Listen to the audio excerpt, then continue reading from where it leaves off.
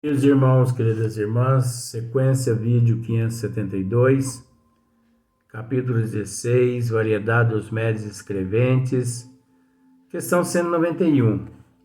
Então agora nós vamos tratar agora do tema médiuns escreventes mecânicos. Você percebe que nós já tratamos um pouquinho no vídeo anterior e nos vídeos anteriores. Mas aqui Erasto, ele juntou todas as faculdades para ficar um pouquinho mais fácil para a gente. Tá vendo como que esse pessoal, eles sempre foram boníssimos, né? Nos facilitou. Então, médios escreventes mecânicos. Dispensa comentário, né? Aqueles cuja mão recebe um impulso involuntário e que nenhuma consciência tem do que escreve.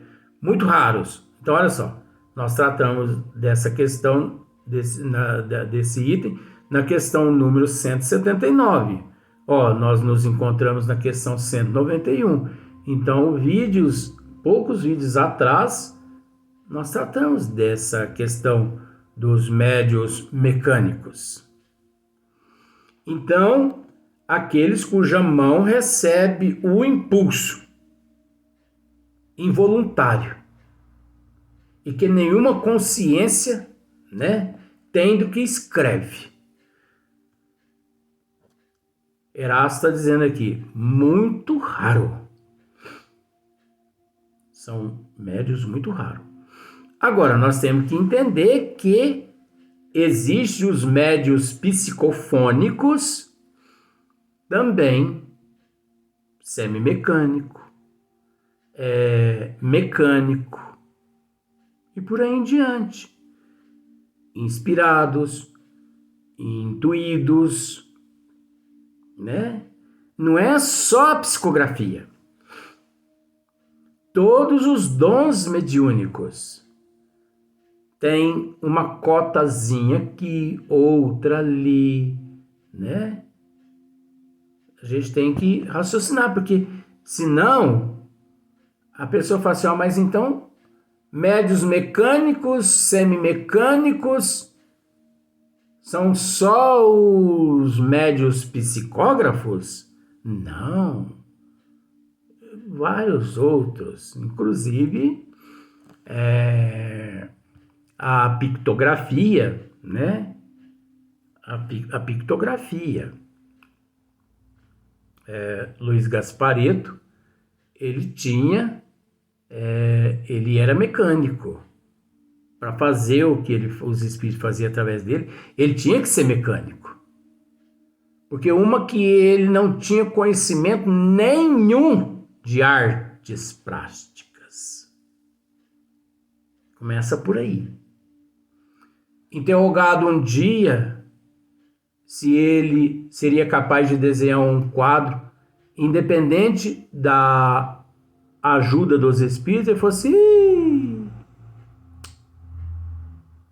se bestar eu não sei escrever nem meu nome. Mas ele estava certo.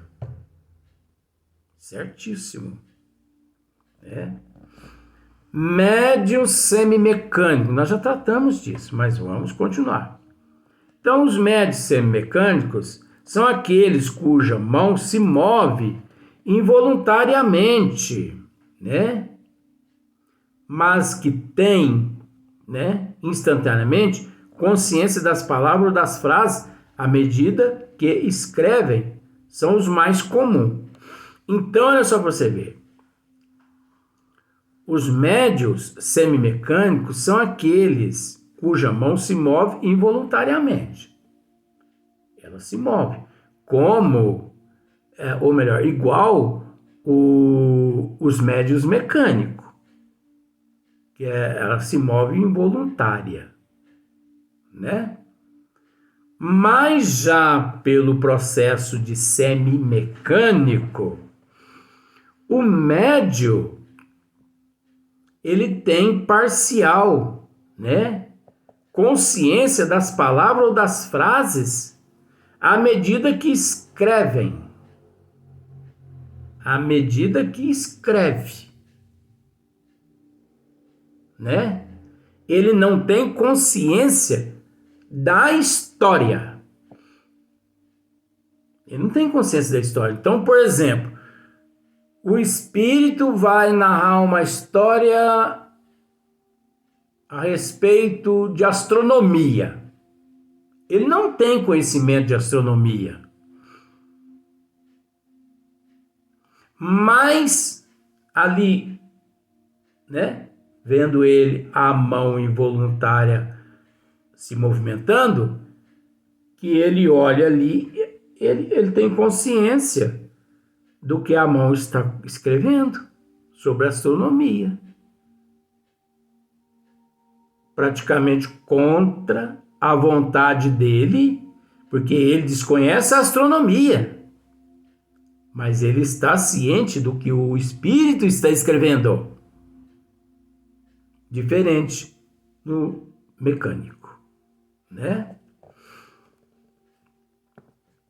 Médios intuitivos. Mas aí, no médio semimecânico, Erasto termina assim: são os mais comuns, né? O semimecânico. Aí Erasto continua. Médios intuitivos. Meu Deus do céu. Se os semimecânicos são os mais comuns, imagina, né? O da identidade, não, deixa eu ver. Aqui ele não colocou. Não são mais comuns, são muito comuns, mas também muito sujeitos a erro. Então, médios intuitivos, aqueles com quem os espíritos se comunicam pelo pensamento. Mas tem que tomar um cuidado, tem que ter uma disciplina, um conhecimento. Porque o processo é muito sutil e é muito relativo. E é imperceptível, né? Então os espíritos se comunicam pelo pensamento. E discernir o pensamento do médium e do espírito não é fácil, não é brincadeira, não é para qualquer um. Não é para qualquer um.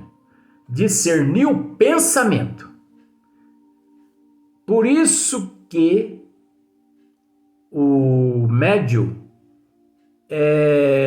carece de muito conhecimento da literatura espírita.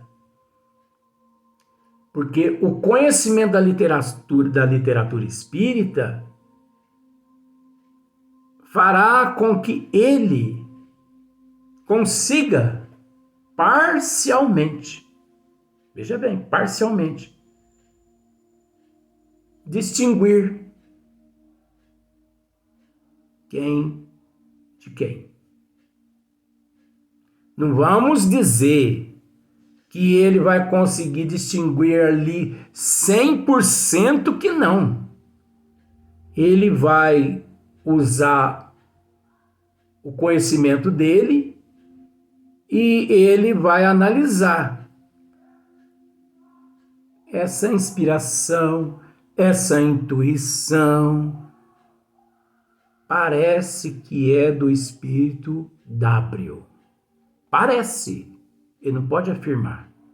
Só depois que o espírito transmite a mensagem é que ele, comparando aquele assunto com as mensagens anteriores, é que ele vai ter noção de que realmente aquela mensagem é daquele espírito. No entanto, se não me falha a memória, Divaldo Pereira Franco, quando no exercício da sua mediunidade psicográfica,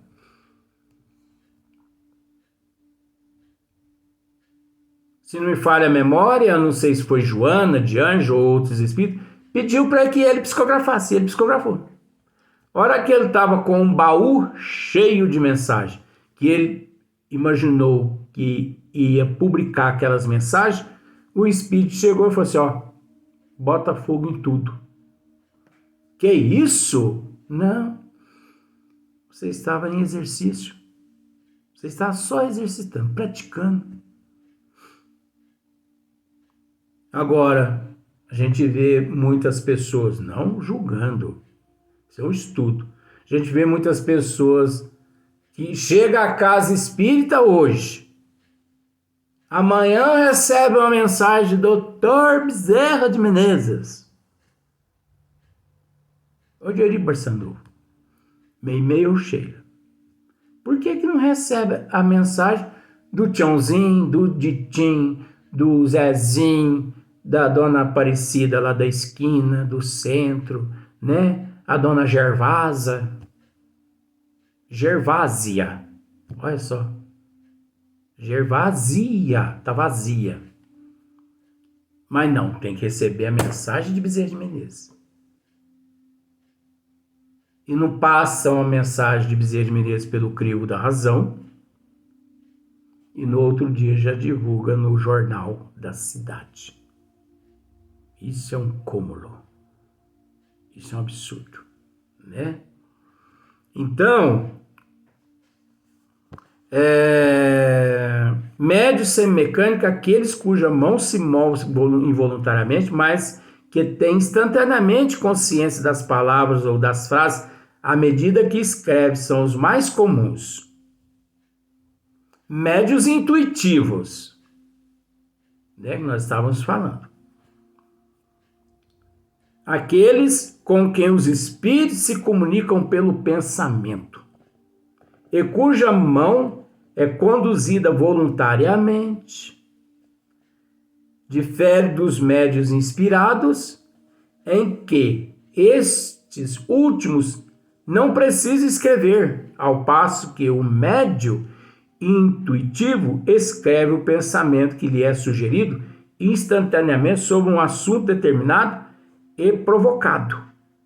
Você entendeu? Número 180 trata dessa questão. Então, olha só para você ver. Sobre um assunto determinado e provocado. Então, por exemplo, se nós nos encontramos assim numa reunião de 10 médios ali no recinto, então todos nós estamos tratando a respeito da acaridade. Então, eu sou um médium, psicógrafo, intuitivo. Tá.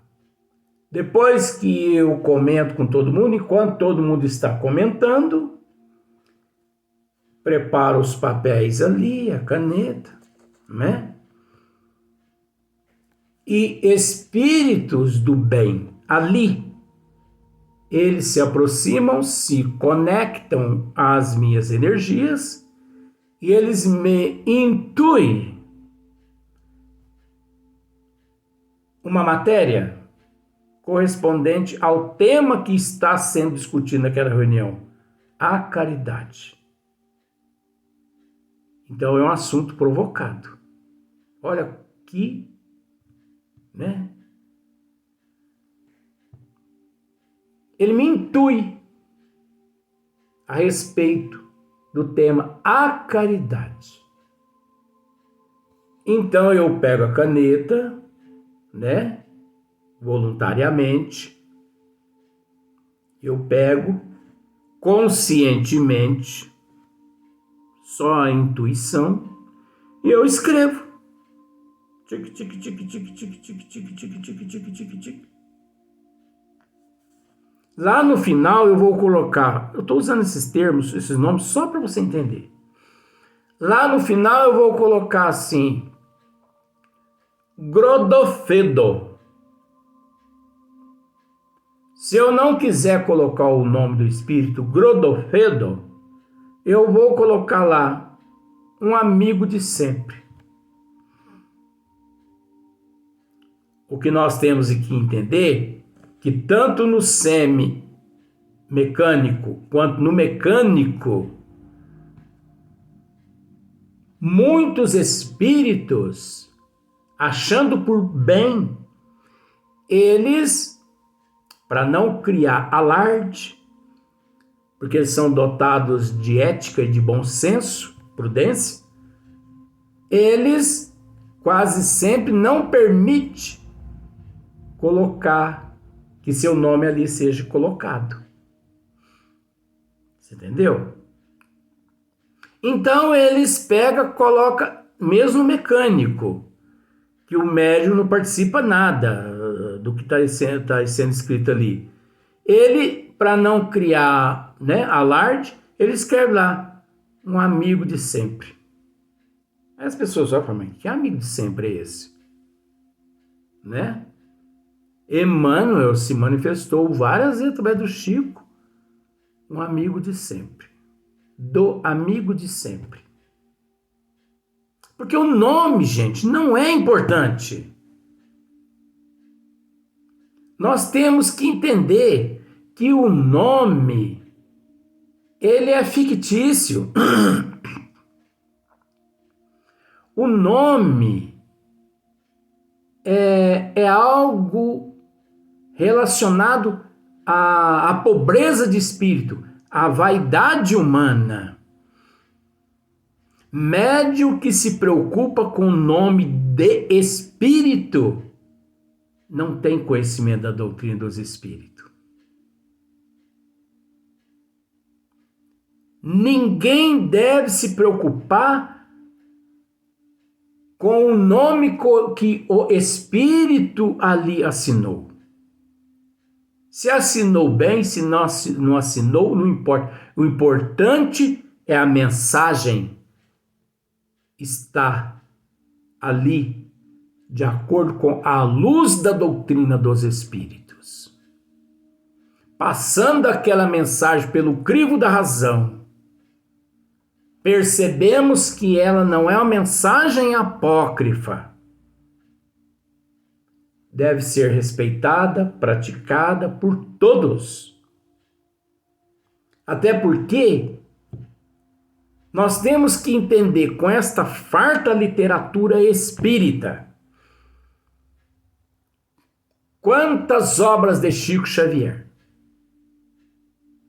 Carlos Bacelli, Divaldo Pereira Franco, quantas obras compõem, né, a doutrina dos espíritos, é composta de quantas obras?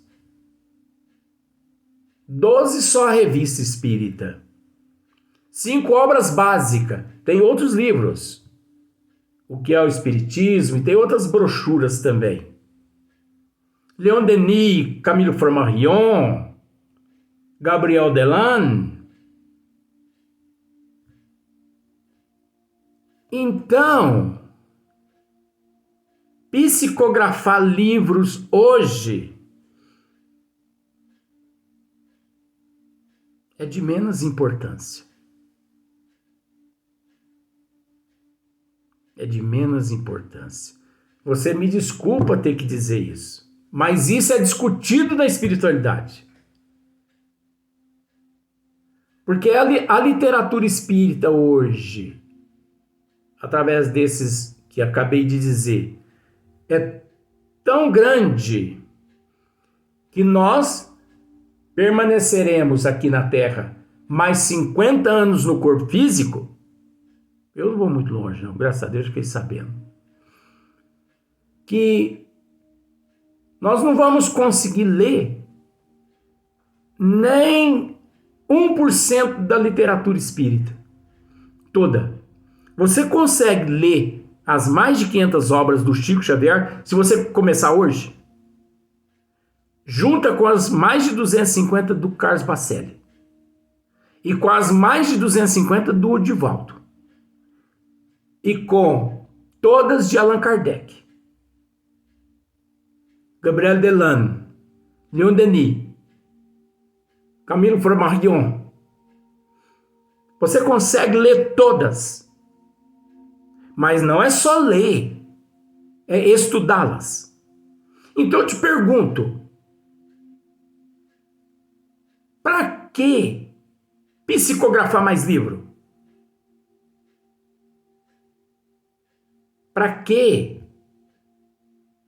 Não há necessidade de psicografar mais livros? Eu confesso que sou contra esse negócio de psicografar livro. Com essa farta literatura. Nós não estamos dando conta nem do que temos em casa, que é essas obras que citamos, desses médios. Ah, mas você sabe, né? Unindo o útil ao agradável, mas você conhece o útil? Porque o útil é esses que a gente conhece. Você conhece?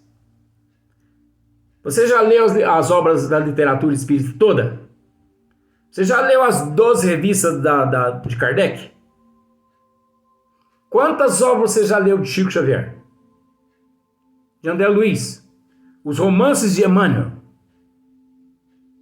Quantas obras de Valdo? Ah, eu sou mais apegado a romance. E você acha que romance é espiritismo? Romance não é espiritismo. Todos que optam por romance, independente dos 5 romances de Emmanuel através do Chico, que são os únicos verdadeiros romances na doutrina dos espíritos, são as 5 obras de Emmanuel. 2000 anos, 50 anos depois, Ave Cristo, Paulo Estevão e Renúncia. Esses são os romances verdadeiros. Os que estão por aí a gente respeita, mas isso aí não é espiritismo. Não queira dizer que você é um espírita nato verdadeiro só porque você leu e lê romances por aí. Romance é história pessoal de uma trama, quase sempre amorosa. Traição,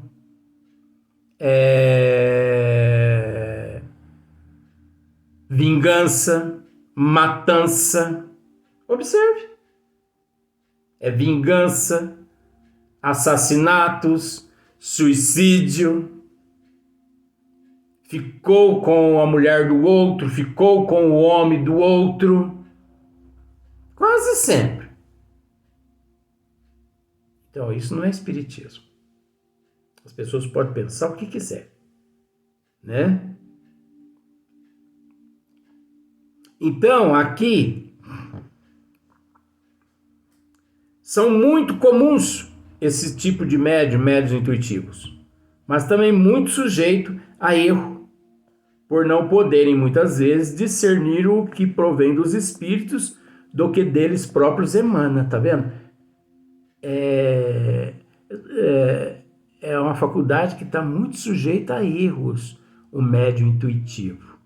Porque muitas vezes ele não sabe do que promana dele ou que promana de um outro espírito. Se o espírito é positivo ou se o espírito é negativo. Então, esses médios intuitivos, esses médios inspirados, quase sempre não podemos dar-lhe muitos crédito àquilo que eles dizem e àquilo que eles escrevem. Não podemos dar muito crédito. Não significa que nós devemos desfazer daquelas mensagens. Não. Devemos ler primeiro, observar para ver se está de acordo com a doutrina dos espíritos, passar para mais umas 10 pessoas sérias numa mesa redonda para eles estudar, porque não pode prevalecer só o gosto de uma pessoa. E se depois dos 10, os 10 concordar, leva ao conhecimento público. Se não, rasga e joga no lixo. Então você percebe que o meu comportamento, mediante a doutrina, eu me traio. Mas eu não traio a doutrina dos espíritos. Eu me traio, mas eu não traio a doutrina dos espíritos.